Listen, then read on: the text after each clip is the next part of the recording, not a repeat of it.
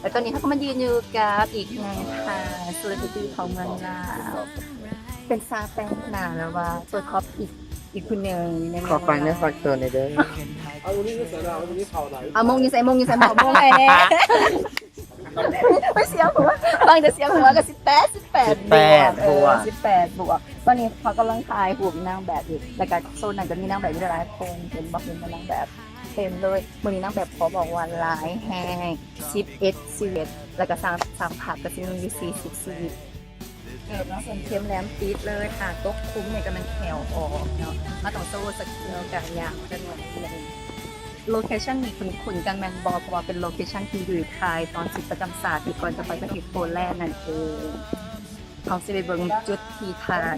ขอบอกว่ามาไทยตรงนี้และเหตุแห่งคิดฮอตตอนทริปที่ไปโปแลนด์เพราะว่าช่วงสุดประจำศาสตร์เมื่อนั้นมันเป็นงานที่แบบเขาอ่ะอันนึกว่าเขายืนบางมุมนึกว่าถึงสร้างภาพถ่ายตอนที่ไปโปแลนด์ตอนที่จะถ่ายสุดประจำศาสตร์อุ้ยกระหอบตอนถ่ายสุดประจำศาสตร์นั่นก็แมนทีมสร้างภาพของไอรีอยู่หน้ากับไอซีสตูเป็นคนมาถ่ายให้ซึ่งสุดประจำศาสตร์ตัวนั้นเป็นสุดยักษ์ทศกัณฐ์หรือว่าพาราเพิ่นพระอาจารย์เพิ่นบอกว่าเป็นหนุมานเนาะทศกัณฐ์พันมือพันหนา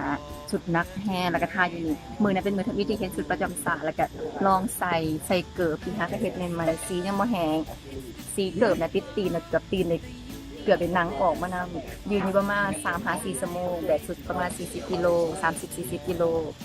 แล้วก็ดมควันจนเมาน้ำมันแก๊สแบบจะเป็นลมรายการมือนะคะก็จะเป็นเวลาประมาณ3 โมง3 โมง5 โมงแรงขอบอกว่าบรรยากาศแบบคนลุก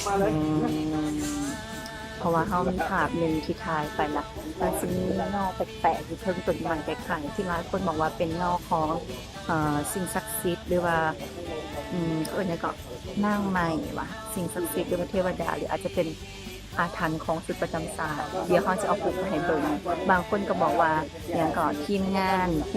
หันทำท่าสากเอฟเฟกต์เพื่อเป็นการเอื่นกระแสแล้วเขาบอกว่าบนไทยสากเอฟเฟกต์บนไทยสังเกตเห็นเอาหูลงแล้วมีคนมาคอมเมนต์แล้วก็เห็นเดี๋ยวเขาจะหูลงให้เบิ่ง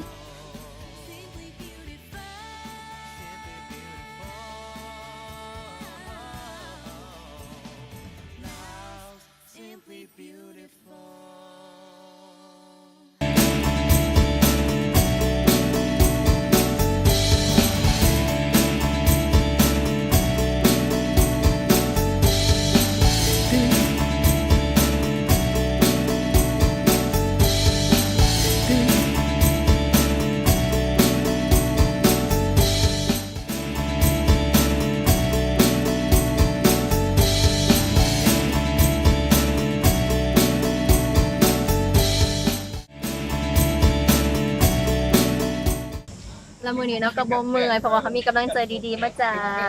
ประธานของซีซีฟอร์ดทั้ง2 คนมาให้กำลังใจนางแบบแต่ว่านางแบบยุคกันคนยุ่งอะไรยุ่ง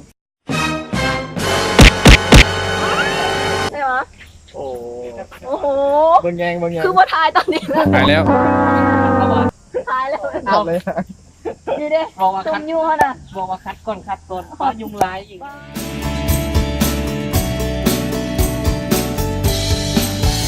เ